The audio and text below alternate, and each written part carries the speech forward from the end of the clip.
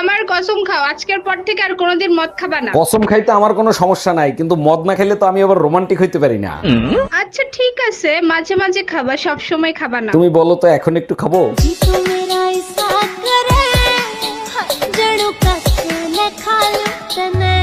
আজ আমাদের বাসর রাত, সারা রাত দুজন দুজনকে শুধু দেখবো। দেখার জন্য সারা জীবন পড়ে আছে, চলো অন্য কিছু করি। চোখ হলো বইয়ের মতো, যা পড়লে ভালোবাসা মজবুত থাকে। আর নিচে লাইব্রেরিতে যে আগুন লাগছে তার কি হবে?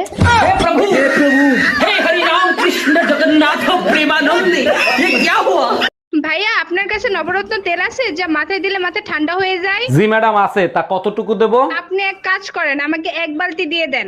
এক বালতি তেল দিয়ে কি করবেন আপনি? গোসল করব, গরম অনেক পড়ছে তো তাই।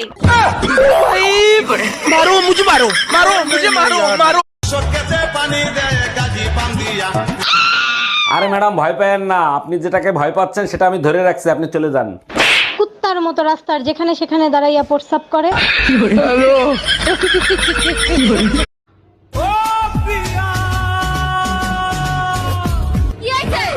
3 বছর হয়েছে বিয়ে হয়েছে, এবার আমার একটা বাচ্চা দে। কিছুদিনের ভিতর আমের সিজন আসতেছে, মেয়েরা আমগুলোরে এমন ভাবে চুষে খাবে যে আমও লজ্জায় বলবে। এই ছাড়ো না, কি করছো? কেউ দেখে ফেললে মান ইজ্জত কিচ্ছু থাকবে না।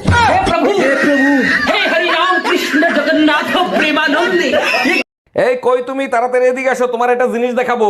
এখন পারবো না, কুকিং শো দেখতেছি, পরে আসতেছি। কি হবে এত কুকিং শো দেখে? তোমার হাতের রান্না তো কুত্তাও খায় না। তুমিও তো প্রতিদিন ইংলিশ মুভি দেখো, আজ পর্যন্ত আমি কোনো কমপ্লেন করছি?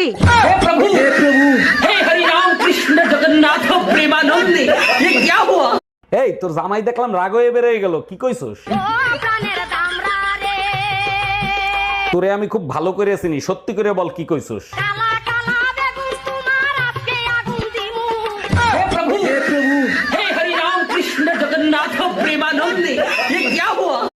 বলছি ঠাকুরপো আম খাবে? হ্যাঁ বৌদি, দিলেই খাবো। বুকাচুদা, আমি এই আমের কথা বলিনি, আমি গাছের আমের কথা বলেছি। বুকাচুদা ঘাটে পড়ে নিচ বলছে। আমি আর বাপের বাড়ি থাকবো না, তুমি আজকে এসে আমারে নিয়ে যাও, এখানে প্রচন্ড গরম। গ্রামের থেকে শহরে গরম আরো বেশি, তুমি এক কাজ করো, বেশি বেশি লেবুর শরবত খাও। সব শরবত খায় দেখছি, কোনো শরবতে কাজ হয় না, তুমি এসে আমারে নিয়ে যাও। বুঝতে পারছি, আমার মাথা না খাইলে তোমার কলিজা ঠান্ডা হবে না।